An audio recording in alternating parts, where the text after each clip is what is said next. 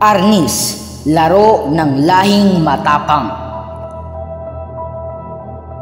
Sa bawat sulok ng ating kasaysayan, may sining na isinilang hindi para sa libangan lamang, kundi para sa pagtatanggol, para sa dangal, at para sa bayan. Ito ang Arnis, ang pambansang laro ng Pilipinas. Bago pa dumating ang mga dayuhang mananakop, sanay na sa pakikibaka ang mga ninuno natin. Ang kanilang sandata, mga kahoy na baston. Ang kanilang galaw, mabilis, matalino, at maingat. Tinawag nila itong kali, eskrima, o mas kilala ngayon bilang Arnis. Ito ay sining ng pakikipaglaban, sining na may disiplina, respeto at taktika. Sining ng isang lahing may tapang at talino.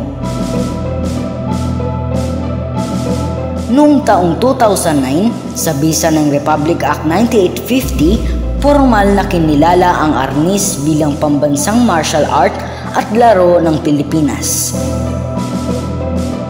Isang pagpupugay sa likhang Pinoy.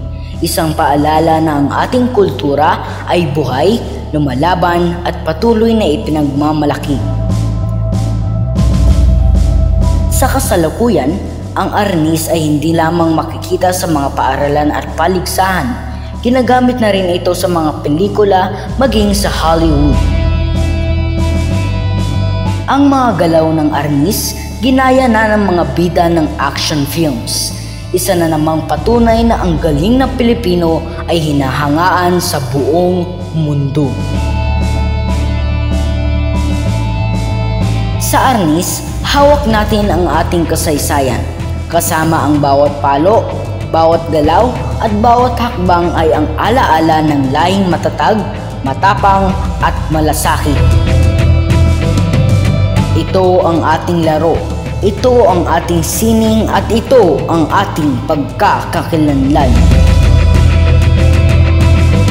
Ito ang Arnis at ito ang Pilipinas.